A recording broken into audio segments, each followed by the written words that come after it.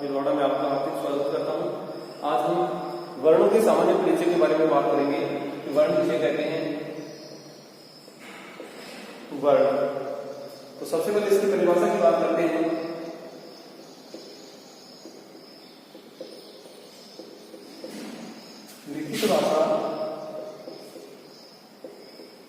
लिखित भाषा की वह सबसे छोटी इकाई जिसका विभाजन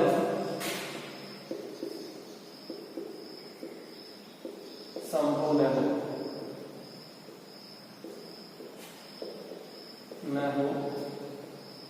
वर्ण कहलाते हैं।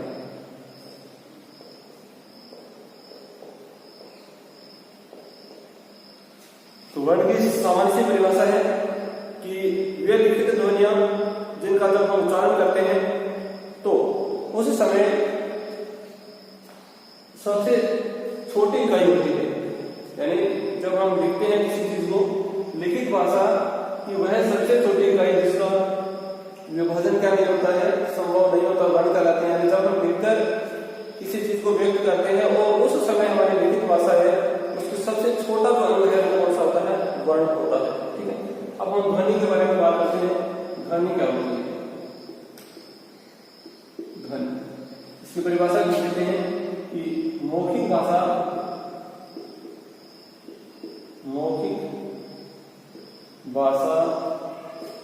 की वह छोटी से छोटी इकाई जिसका विभाजन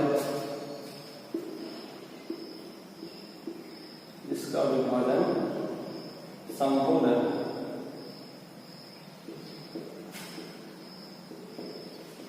ध्वनि कहलाती है।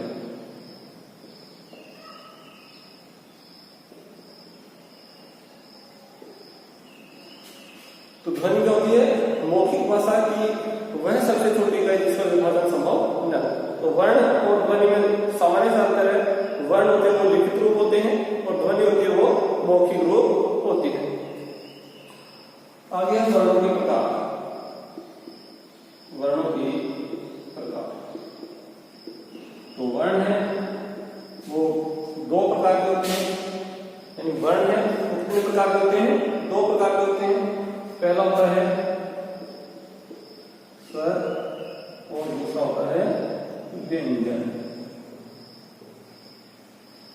स्वर कितने प्रकार के हैं और व्यंजन कितने प्रकार के हैं वो हम आगे अध्ययन करेंगे। यहाँ पर सिर्फ क्या है, वर्णों के प्रकार में, तो वर्ण कितने प्रकार के हैं, स्वर और व्यंजन। ठीक है, अब आगे हम स्वर के बारे में सामान्य जानकारी प्राप्त करते हैं। स्वर है वो क्या होते हैं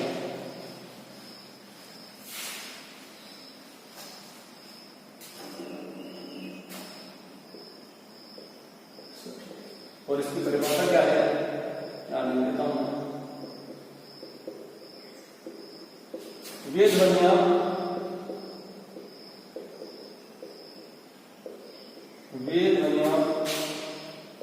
जिनका उच्चारण करते समय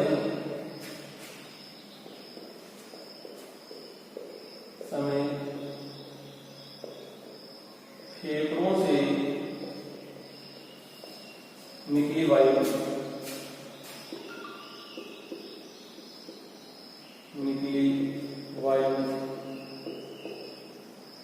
बिना किसी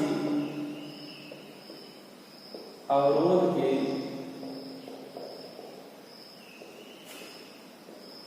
मुख्य विवर से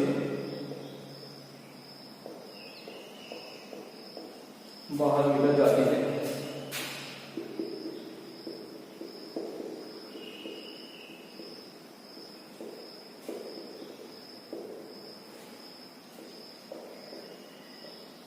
स्वर कहलाते हैं।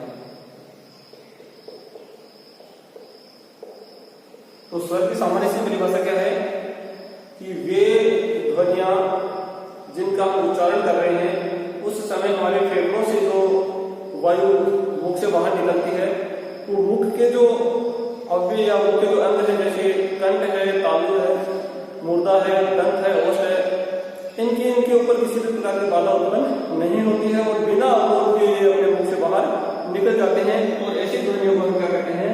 स्वर कहते हैं। ठीक है। और स्वर है वो होते कितने हैं? स्वरों की संख्या, स्वरों की संख्या। तो स्वर है वो कितने होते हैं? हिंदी भाषा में 11 होते हैं। यानी अपने जो हिंदी भाषा है इसमें स्वर कितने होते हैं? 11 होते हैं। और कौन कौन से होते हैं उनका भी हम यहाँ पर जिक्र कर लेते हैं। ए, आ, छोटी, बड़ी, छोटाऊ, बड़ाऊ, री, ए, आई, ओ और औ। ये 11 स्वर हैं जिनका प्रयोग हम हिंदी भाषा में करते हैं। 1, 2, 3, 4, 5, 6, 7, 8, 9, 10 और 11। ठीक है।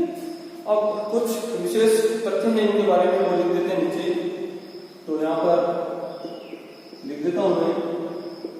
री जो स्वर है अपना, ये री, ये संस्कृत भाषा का स्वर है। री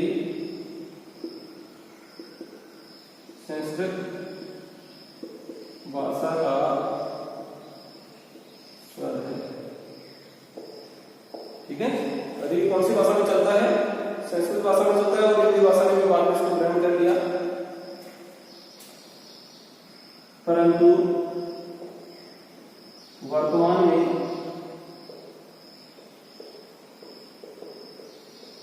अंग्रेजी भाषा से भी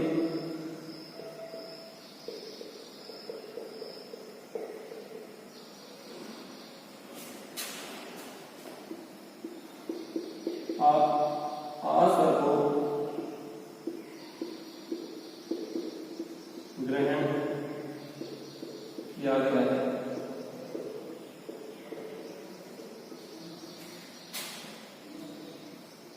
जो आ व ओ के मध्य की ध्वनि है।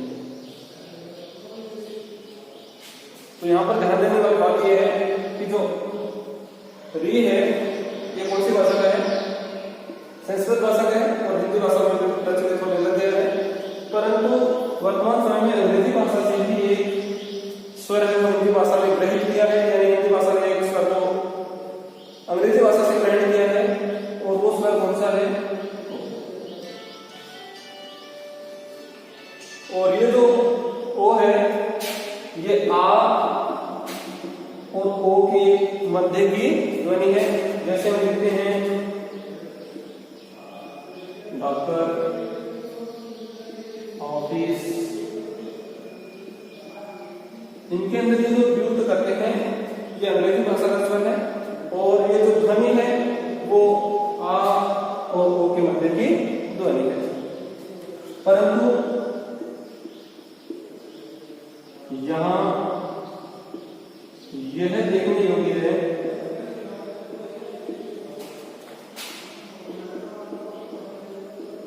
है कि री व आ दोनों में से एक की गिनती करनी है।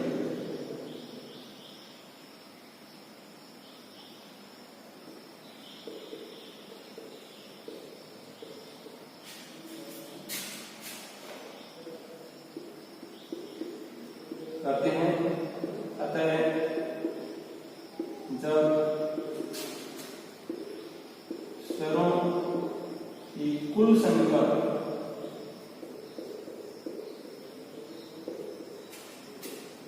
का प्रश्न हो तो स्वर 11 ही है। यानी दोनों को नहीं जोड़ना है, दोनों में से एक को आपको लेना है। जब हम स्वरों की गिनती करेंगे कि स्वर हिंदी भाषा में कितने होते हैं, तो अपना आंसर क्या होगा, 11 ही होगा। उस समय हम री और ओ दोनों को एक साथ नहीं जोड़ेंगे। अगर दोनों को एक साथ जोड़ दिया तो स्वर कितने हो जाएंगे, 12 हो जाएंगे, तो अपना आंसर क्या रहेगा, गलत हो जाएगा। तो अपने को ध्यान रखना है कि जब हम स्वरों की गिनती करेंगे उस समय दोनों में से एक को गिनती में लेंगे। तो यहाँ पर स्वर के बारे में हमने सामान्य जानकारी प्राप्त कर दी कि स्वर क्या होते हैं, कि वे ध्वनियां जिनका उच्चारण करते समय फेफड़ों से निकली हुई वायु बिना किसी अवरोध के अपने मुख विवर से बाहर निकल जाती है, तो क्या कहलाती है, स्वर कहलाती है। स्वरों की संख्या कितनी होती है, 11 होती है। ये 11 के 11 स्वर आपके सामने लिखे हुए हैं। यहाँ पर विशेष तथ्य दे दिया कि री है वो संस्कृत भाषा का स्वर था, हिंदी भाषा ने ग्रहण कर लिया इसको। उसके बाद वर्तमान में एक अंग्रेजी भाषा का स्वर भी हिंदी भाषा ने ग्रहण किया है, और वो कौन सा है, आ। और ये आ और ओ के मध्य की ध्वनि है, जिसका प्रचलन हम जैसे डॉक्टर है ऐसे शब्दों में करते हैं। और यहाँ ये देखने योग्य बात है कि री और आ दोनों को हम एक साथ नहीं जोड़ेंगे, क्योंकि अगर दोनों को एक साथ जोड़ दिया तो स्वर कितने हो जाएंगे, 12 हो जाएंगे। लेकिन हिंदी भाषा में स्वर कितने हैं, 11 ही है। तो दोनों में से हमें एक को जोड़ना है। आगे व्यंजन के बारे में सामान्य जानकारी करते हैं। तो स्वर के बारे में हो गई। अब व्यंजन किसे कहते हैं, तो व्यंजन के अंदर वे ध्वनियां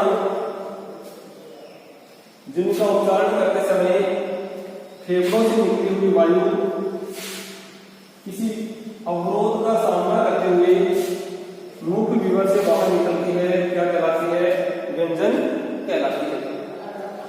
यानी कहते हैं व्यंजन। और यहां इसकी परिभाषा लिख देते हैं, परिभाषा, वे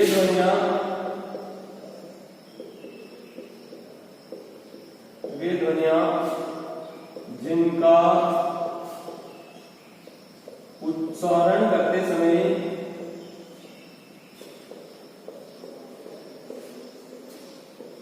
फेफड़ों से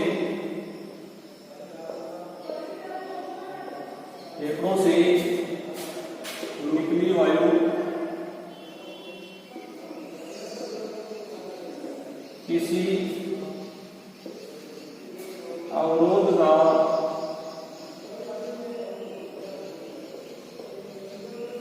सामना करते हुए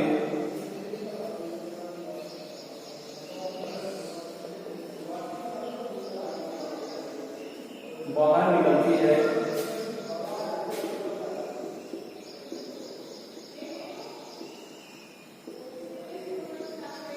व्यंजन कहलाते हैं।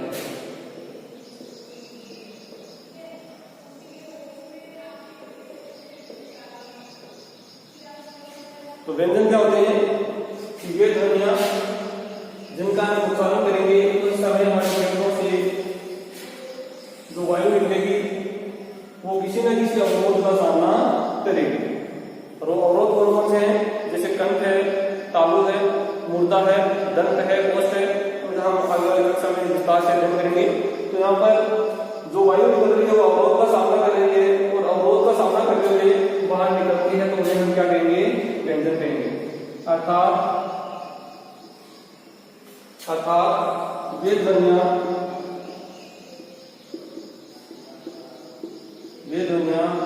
जो स्वतंत्र रूप से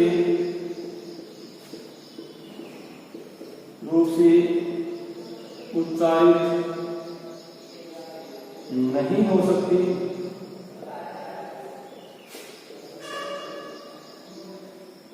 यानी वे ध्वनियां जो स्वतंत्र रूप से उच्चारित नहीं हो सकती, इनका उच्चारण करने के लिए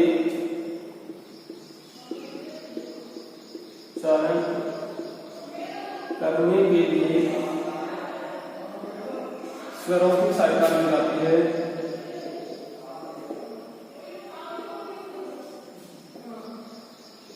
सहायता ली जाती है।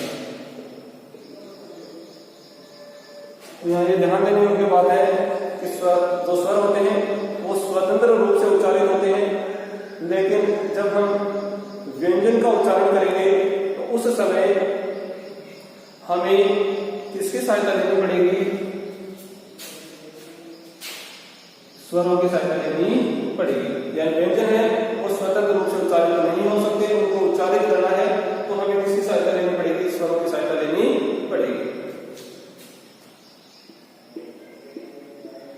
व्यंजनों की संख्या कितनी होती है?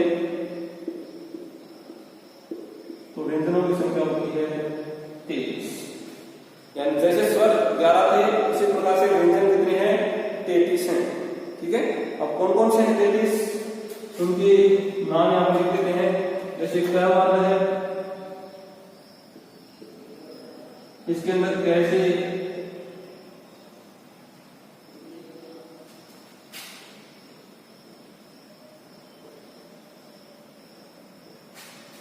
वर्ण है,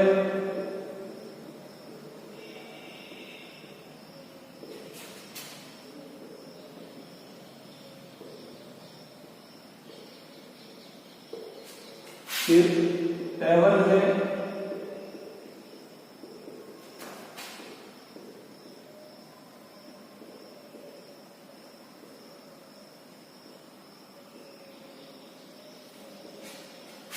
फिर टैवल है,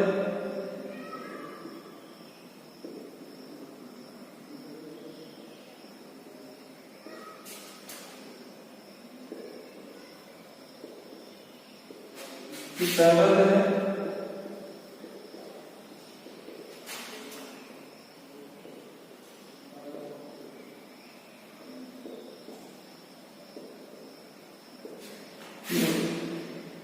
ये रे ले वे और तीनों से आ जाएंगे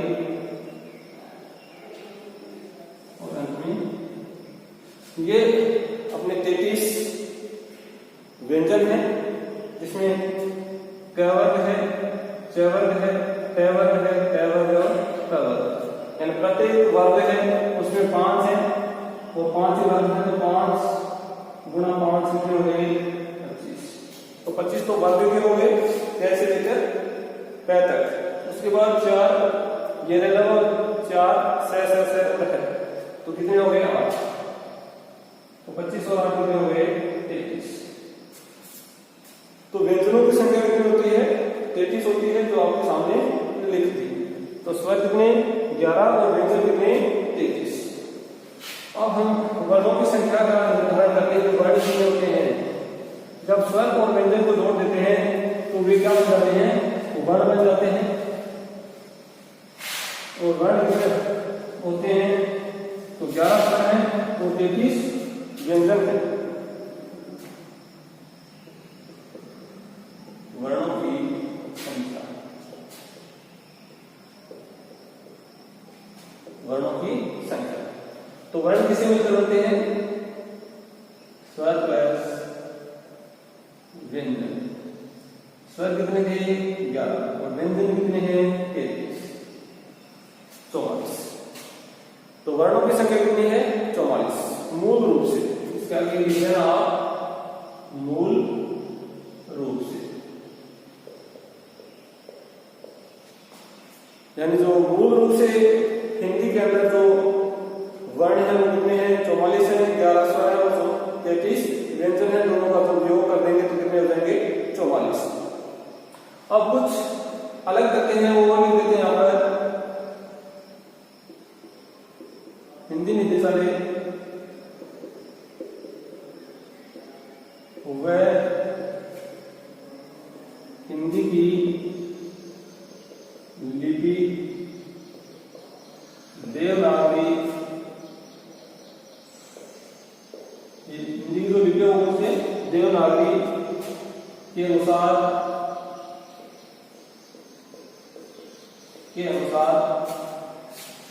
वर्तमान में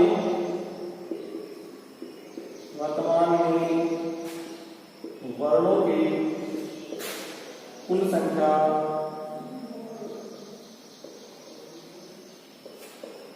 52 है। यानी हमने ऊपर अभी भी पढ़ा था कि वर्ण कितने होते हैं? 44 होते हैं। और कौन कौन से स्वर? 11 और व्यंजन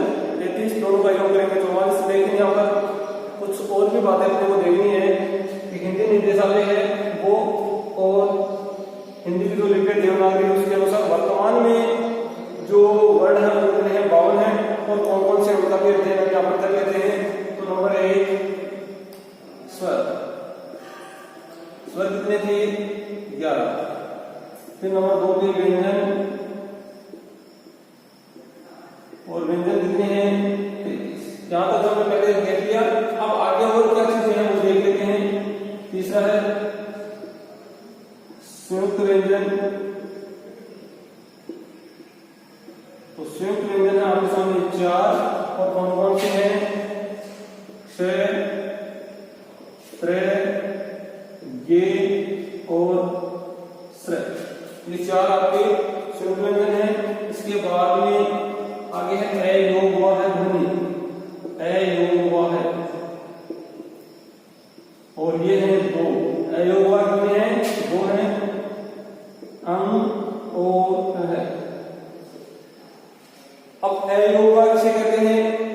यानी ऐसी ध्वनियां जिनका योग न तो हम स्वरों में करते हैं और न ही व्यंजन में करते हैं। यानी न तो इनकी गिनती स्वरों में होती है और न इनकी जो गिनती है वो व्यंजन में होती है। इसीलिए इन्हें क्या कहते हैं? अयोग हुआ है। अ का अर्थ नहीं, और योग यानी जोड़। यानी ऐसे ध्वनियां जिनका योग न तो स्वर में और न ही व्यंजन में, ऐसी ध्वनियों को क्या कहेंगे? अयोग हुआ है। और ऐसी ध्वनियां 2 हैं, अं और अ। 5 नंबर पे है उत्क्षिप्त।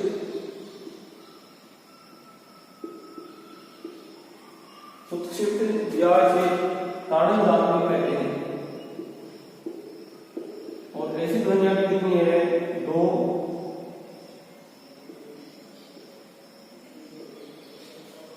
ये 2 ध्वनियां हैं। तो इस प्रकार से जब हम इनका योग करेंगे 11 और 3 44, 44 और 4 48, 2 50 और 2 52। तो हिंदी निदेशालय और हिंदी की लिपि देवनागरी के अनुसार वर्तमान में जो वर्णों की कुल संख्या कितनी है? 52 है। 52 का हमने अलग अलग यहाँ पर विवरण दे दिया। आपके सामने इस स्वर है 11, व्यंजन 33 है, संयुक्त व्यंजन है 4, अयोग हुआ ध्वनि है 2, और उत्क्षेप या ताड़न धातु है 2। ठीक है। और जब हम इनका योग करेंगे तो कितना हो जाएंगे? 52 हो जाएंगे। अब क्षय करेंगे और श्रय इनको बता देता हूं किससे मिलकर बनते हैं।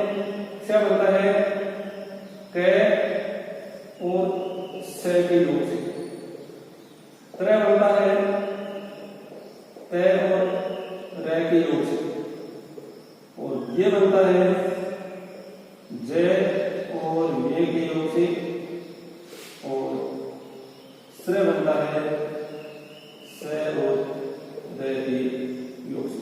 तो ये 4 आपके क्या है? संयुक्त व्यंजन है। अयोग वाले ध्वनि के बारे में आपको बता दिया कि वे ध्वनि जिनका न स्वर में योग होता है और नहीं व्यंजन में होता है, इसलिए अयोग हुआ कहते हैं। इनका जोड़ कभी नहीं होता है। और उत्क्षिप्त या ताड़न धातु से कहते हैं ढ को अपने तय वाली लाइन में तय वाली त, ठ, द और ढ, और इन्हीं के साथ इन्हीं का जो रूप है वो है ये। इसके नीचे बिंदी लगा दी है, और बिंदी लगाने से क्या होती है? ताड़न जात या उत्क्षिप्त। उत्क्षिप्त का जो अर्थ होता है वो होता है फेंका हुआ। यानी हम किसी चीज को फेंक देते हैं तो उन्हें क्या कहते हैं? उत्क्षिप्त या ताड़न जात कहते हैं। इसी प्रकार से इनको यहाँ पर क्या कर दिया है? इनके नीचे ये नुक्ता लगा दिया है, और उससे क्या हो गए? ताड़न जात हो गए। और ताड़न जातों की संख्या कितनी है? 2 है। और इस प्रकार से अपने जो वर्ण है कितने हो गए? 52 हो गए। और संयुक्त जो व्यंजन है उनका यहाँ पर हमने अध्ययन कर दिया कि संयुक्त व्यंजन 4 है, और ये मिलकर किससे बनते हैं? तो देखो क और स से, त और र से, ज और ये से, और स और र से। ठीक है। इस प्रकार से अपने जो अगर हमसे मूल रूप से वर्ण पूछे, मूल रूप से वर्ण है वो कितने प्रकार के होते हैं? तो वर्ण है वो 2 प्रकार के होते हैं, स्वर और व्यंजन। और स्वर कितने होते हैं? 11, और व्यंजन कितने होते हैं? 33। और जब हम वर्णों की संख्या की बात करें तो वर्णों की संख्या कुल कितनी हो जाएगी? 44। मूल रूप से 44 है। लेकिन अगर हमसे पूछे कि हिंदी में जैसा लिया है, हिंदी की लिपि देवनागरी के अनुसार वर्तमान में कितने वर्ण प्रचलित में हैं, तो हमारे वर्ण कितने प्रचलन में हैं? 52 प्रचलन में हैं। और कौन कौन से हैं उसके बारे में हमें पता होना चाहिए। स्वर 11, व्यंजन 33, संयुक्त व्यंजन 4, अयोग हुआ 2, उत्क्षेप या ताड़न जात कितने हैं? 2। और इस प्रकार से कुल कितने हो गए? 52। धन्यवाद। आगे की कक्षा के अंदर हम स्वर का वर्गीकरण और व्यंजन का वर्गीकरण है वो